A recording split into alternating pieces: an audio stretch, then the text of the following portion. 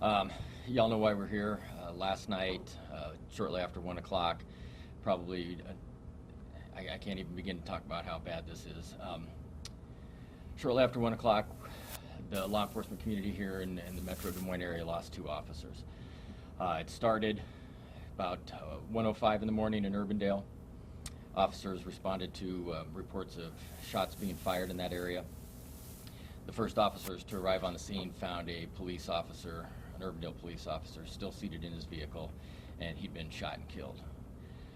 About 20 minutes after that, officers were in the area attempting to help the Urbandale officers figure out what had happened, see if we could identify a suspect. One of our Des Moines officers found a Des Moines police officer seated in his vehicle at an intersection. He'd also been shot. He was transported to Methodist Hospital where he died shortly after that. Right now we're developing suspect information. We really don't have anything that we can share with you right now on that. We'll get that out as soon as we can because we think you'll probably play a critical role in helping us track somebody down. We'll get the names of the officers out in due time. We're still making the appropriate notifications both within our building and within their families. So it's going to be a little bit before we get all that out. A couple just short things of note that we'd like you to share with the community at this point right now. Merle Road from about roughly Urbandale to Hickman Road is going to be closed indefinitely while we work the scene. On our end, Urbandale's got a similar situation as 70th and Aurora. There are going to be some traffic delays over there. I don't think we've determined yet if that's going to impact school at this point or not. Not at this time. We haven't determined if that's going to impact school at Urbandale High School, but those are a couple key things we think the community needs to know about as they try and move around during the day-to-days. That those areas are pretty much locked down. We'll get them open when we can. Outside of that, I guess we'll open it up to whatever questions you have. Those are the details that we can share about what's going on. Yes, sir. Thanks, Dan. You mentioned in your press release that it's going to be ambush style attacks. Is there any more you can say about that? In all appearances, it looks just like that these officers were ambushed.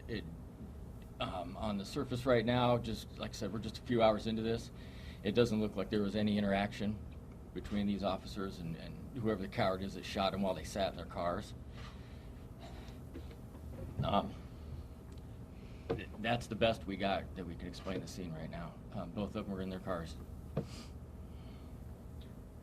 sorry, guys, I'm over here. Yeah, hi, Sonia. I'm sorry for your loss. Thank you. Do we have a suspect? Do we have any indication? We're developing some suspect information. There's nothing right now that we can share or that we're at the point to share.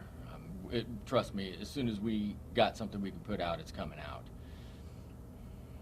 All this has been a hellish year. How does the department prepare each shift to continue to answer 911 and keep going out? This is the third loss this year. I don't even know where to begin on how bad this year is. And, in Urbandale shared in our loss in March. This is what we do. I mean, we come in, day out, and we go out there and we provide the same level of service, regardless of what's going on in our personal or professional lives. We understand that the community has expectations of us, and that's part of the service that we provide. You're not going to see any difference in the service that we're providing and the way we do it. The best thing I can say about that is you just got to look at the people that work here. And if anybody's paid attention since March, if not paid attention before that, you know that you got the best police department in the nation right here. We know that we've got the best community. We saw that after Carlos and Susan were killed, and I certainly expect that we're going to see the same thing coming. Many thanks in advance for that. But I really don't know how to. I hope that answers your question, Dan. I mean, this is just what we do. This is who we are. We're going to be here tomorrow. We're going to be here tonight. Was there any type of radio traffic between the officer and dispatch at all? No. What led you then to finding him? Our officer? We had obviously going to help the Urbandale officers with their situation. We had saturated the area. There were several agencies. I think every agency that's represented in Central or in the metro here was there. Officers had just saturated the area. One of them saw the police car sitting there and pulled up and found him. Is there any indication of how many shots I- were fired? I have no idea. So, the Des Moines officer, were they just regular patrol when this happened, or were they also responding to the shots fired? Yeah, Or did our y'all- resources, he was going over to help. Everybody in that area was trying to help. Keep in mind, we're talking about 3 miles and 20 minutes or a little less. You know, this was still a fresh scene in Urbandale. Obviously, the worst thing that we could expect to respond to, so we poured everything we had available into helping them. Sergeant Underwood, Yes, sir. again, sorry for your loss. Thank you. Do you have any perspective on how long it's been since you lost an officer in the line of duty for shooting? I don't, and to my knowledge, I don't think that we ever have. And how large is your department currently? Just over 50 officers.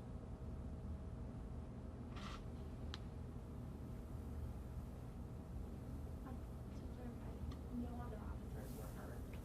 No. Or no one else was hurt? No.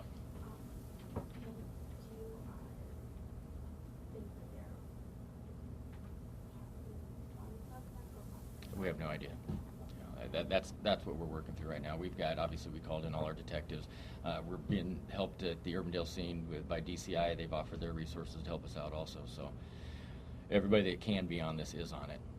Is there any concern that there's still potential danger in terms of? There's clearly a danger if you're a police officer. These guys were gunned down, sitting in their car, doing nothing wrong. So there's definitely some danger out there. There's somebody out there shooting police officers. We hope we find him before anybody else gets hurt. We definitely don't want anybody in the public or in the community to get hurt.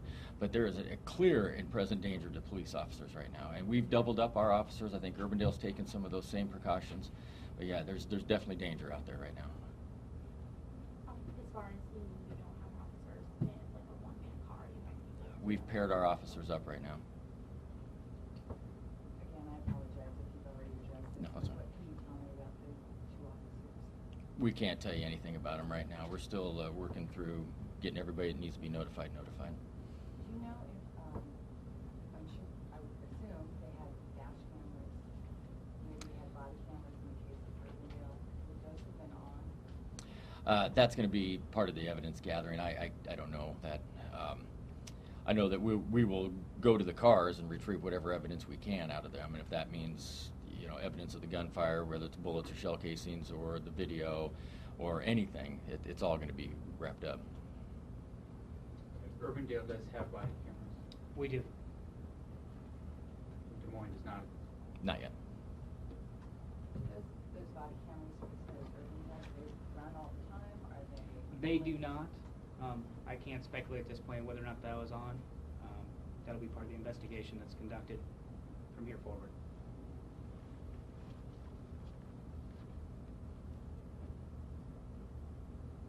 Anything else? Thanks, Dan. It's our intention to keep you guys up to date throughout the day. We'll get something out as quick as we can here. I'm thinking probably around the 10 to 11 o'clock hour we'll gather again, and then probably again in the afternoon. We'll both be visiting the scenes. I know you've got staff out there, and we'll speak to them at the scenes a little bit, but let them know we don't have anything more than what we just told you right now. Our intention is to stay together today for the most part. So if you need Yeah, anything, you reach yeah. out to one of us, you get both of us. So we can get the information out to you as quickly as we can.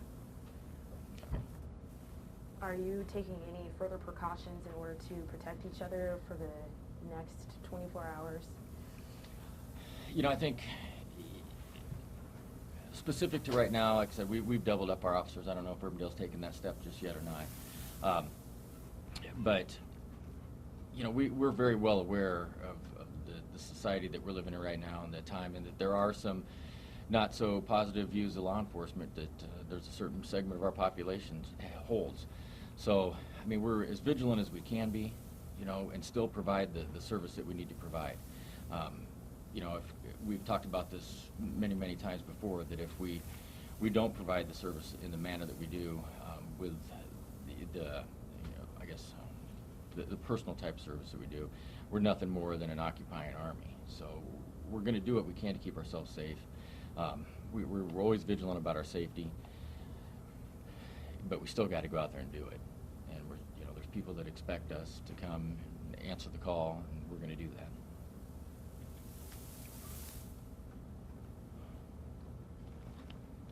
So, guess all good. Thanks for coming. Like I said, we'll let you know as soon as we gather again, and we'll visit the scenes and speak with your crews out there. Thank you. Thanks. Thank you.